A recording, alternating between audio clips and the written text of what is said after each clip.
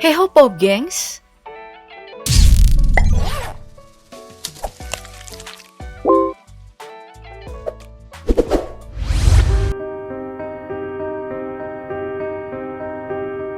Sebelum kita memulai pembahasan kita kali ini, izinkan kami segenap tim Daftar Populer mengucapkan duka mendalam kepada saudara-saudara kita yang terkena dampak bencana longsor di Natuna, Kepulauan Riau.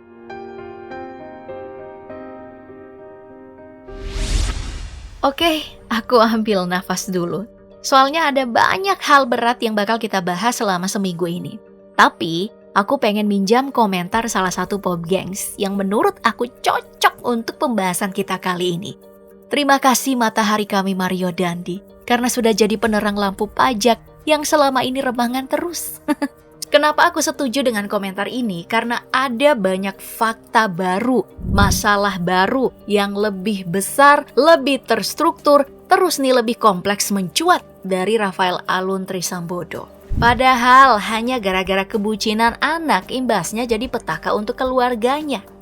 Pertama, Rafael Alun Trisambodo resmi dipecat oleh Kementerian Keuangan sebagai aparatur sipil negara.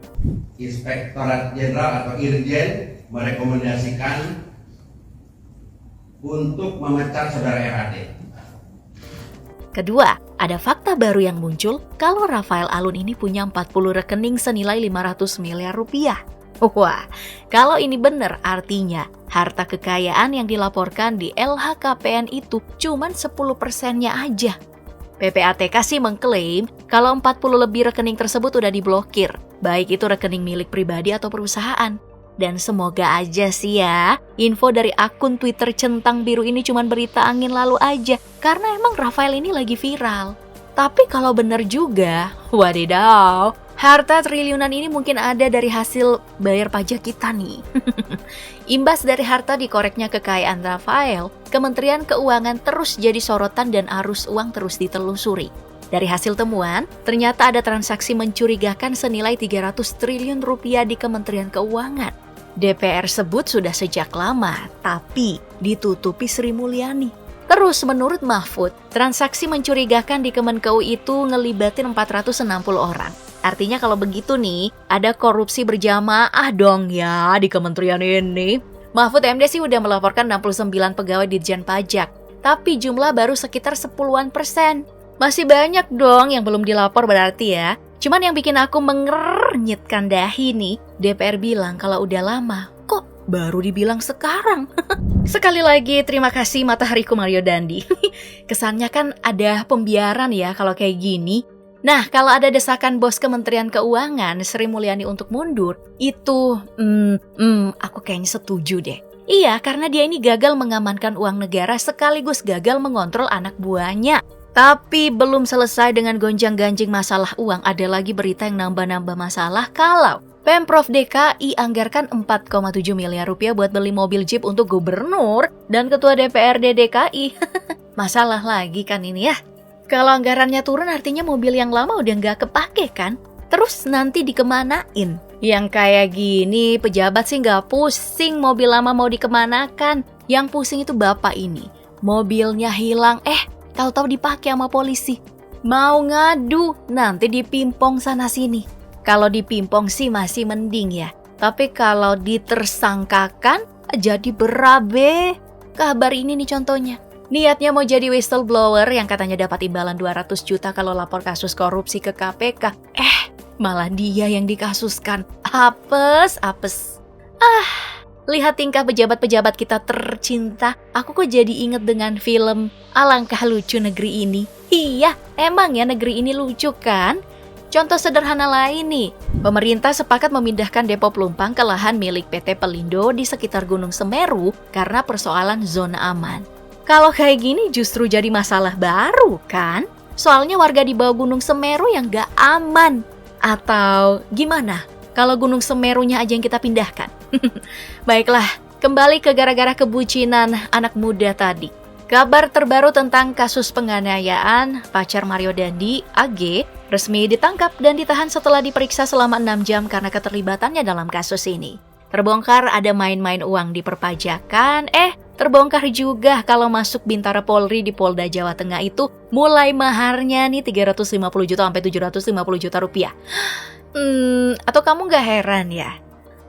Takut salah ngomong. Yang jelas ya, Pak Kapolda Jawa Tengah murka dan akan menindak tegas tanpa pandang bulu. Jangan kotori masyarakat kita yang ingin menjadi anggota Polri dengan perbuatan yang salah, yang kemarin viral itu. Dan saya tidak akan pandang bulu. Betul itu Pak, yang baju coklat jangan sampai lolos. Ada yang kepalanya udah mendidih nggak? Karena ulah para pejabat kita. Atau dapat pejabat yang diajak salaman aja udah sombong. Sabar. Gimana kalau kita reaction video-video viral yang mungkin sedikit membuat kamu terhibur? Pertama nih, ada pasangan yang kompak dan unik. Niat mau nyolong motor. Tahu-tahu kegap sama CCTV lah. Padahal ya, bapaknya udah berhasil membuka kunci stang motornya. Terus udah disorong, tapi langsung ditegur sama ibunya karena sadar ada CCTV. Masih untung sih ya masuk kamera CCTV. Kalau sudah masuk acara kriminal, gimana tuh? Tapi lucu juga ya ekspresi mereka. Ngomongin tentang pasangan nih, kenal gak sih sama cowok bucin Ibnu Wardani? Nah, dia ini dihujat netizen gara-gara kontennya yang disebut kalau biaya buka pintu taksi aja di Jepang udah harus bayar 1,4 juta rupiah. Gimana gak dihujat sih? Soalnya orang yang ada di Jepang langsung ngebuktiin dengan naik taksi dan ternyata tetot. Salah besar bro. Dia udah minta maaf dengan alasan kalau informasi yang diterimanya itu salah. Gini nih, kalau risetnya asal-asal. Aku penasaran sih, yang ngasih info ke doi siapa ya? Abis kena tipu di sana kali mas. Oke, ada video yang viral juga nih, Peter Parker dengan kearifan lokal. Gak ada gedung tinggi, mobil Pertamina pun jadi. Menjiwai banget lagi. Yah, tingkatkan bang ya. Siapa tahu dilirik sama Marvel butuh Spider-Man baru. Membahas video-video viral sepekan ini ada juga kabar yang bikin geram dari para rider motor trail di Ranca Upas. Event yang digelar di sana ini menyisakan banyak masalah. Mulai dari acara yang berujung rusuh sampai merusak tanaman bunga Edelweiss rawa. Sungguh meresahkan. Kabar dari dunia hiburan, ada komedian Tarzan Srimulat ditagih PLN denda sebesar 90 juta rupiah gara-gara dituding curi aliran listrik.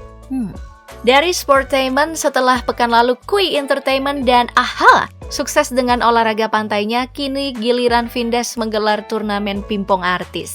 Mereka yang main diantaranya Ariel, Desta, Dikta, dan Andre Taulani. Asli kocak ya. Tapi kalau aku sih fokus sama ketampanan Abang Ariel sama Dikta. Cakep banget kan ya. Baiklah, kabar dari dunia olahraga, Ricky Ariansyah tidak sadarkan diri setelah berbenturan keras dengan pemain PSIS Semarang. Beruntung cepat ditangani dan dibawa ke rumah sakit. Kondisi terkini Rian sudah membaik dan bisa berkomunikasi.